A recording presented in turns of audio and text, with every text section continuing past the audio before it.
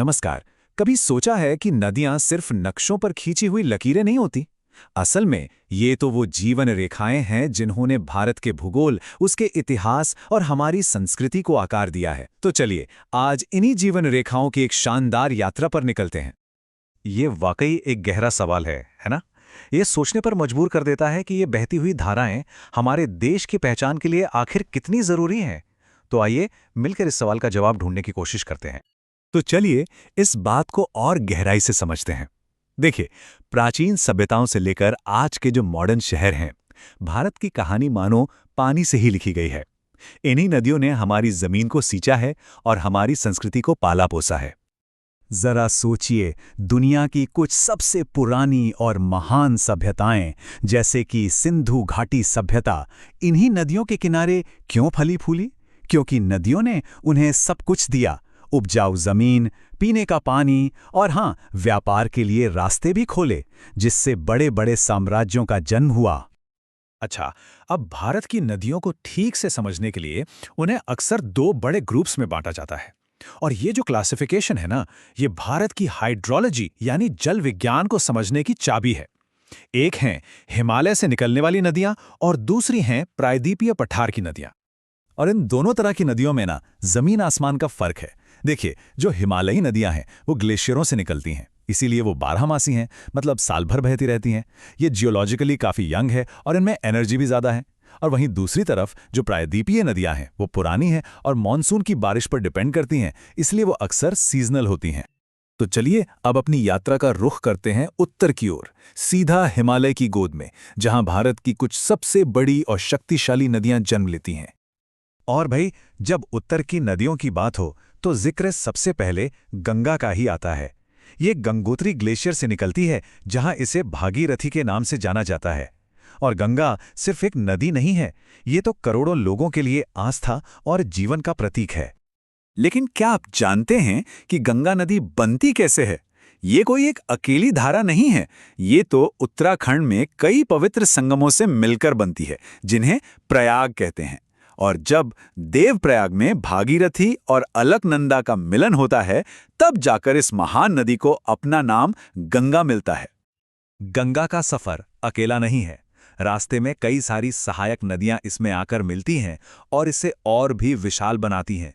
इनमें से यमुना जो है वो सबसे लंबी सहायक नदी है, जो प्रयागराज के पवित्र संगम पर आकर गंगा में मिल जाती है। तो अब उत्तर से चलते हैं सीधा दक्षिण की ओर। यहाँ दक्कन के प्राचीन पठार पर प्रायद्वीपीय भारत की जीवन रेखाएं बहती हैं और इनकी भी अपनी एक अलग और बहुत पुरानी कहानी है। दक्षिण में अगर देखें तो गोदावरी नदी को बहुत सम्मान से दक्षिण गंगा भी कहा जाता है।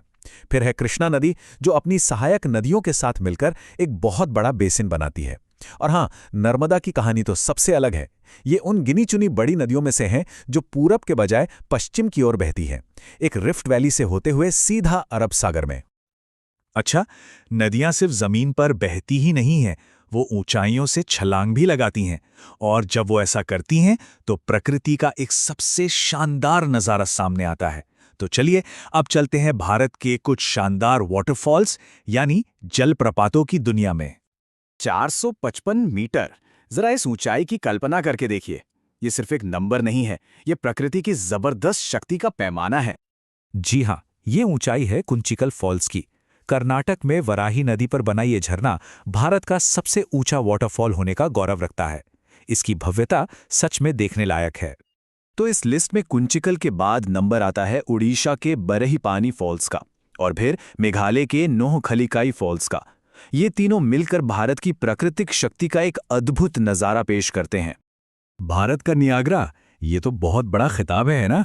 मतलब दुनिया के सबसे मशहूर झरनों में से एक से तुलना। कोई अंदाजा है कि भारत के किस वाटरफॉल को ये नाम मिला है? तो ये खिताब जाता है छत्तीसगढ़ में इंद्रावती नदी पर बने राजसी चित्रकूट जलप्रपात को।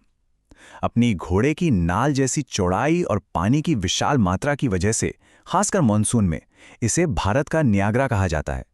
सच में एक कभी ना भूलने वाला नज़ारा है ये। तो इन कुदरती अजूबों की दुनिया से चलिए अब वापस आज के समय में लौटते हैं। देखिए, नदियां और इंसान तो हमेशा से एक दूसरे से जुड़े रहे हैं और ये कनेक्शन आज हमारे शहरों में सबसे साफ दिखाई देता है। दिल्ली हो, आगरा, कलकत्ता या फिर वाराणसी, भारत के ज्यादातर बड़े और ऐतिहासिक शहर नदियों के किनारे ही तो बसे हैं। इन नदियों ने न सिर्फ हमारे शहरों को जीवन दिया है, बल्कि उनके विकास को एक दिशा भी दी है। लेकिन इस विकास की एक कीमत भी चुकानी पड़ी है, और वो है प्रदूषण।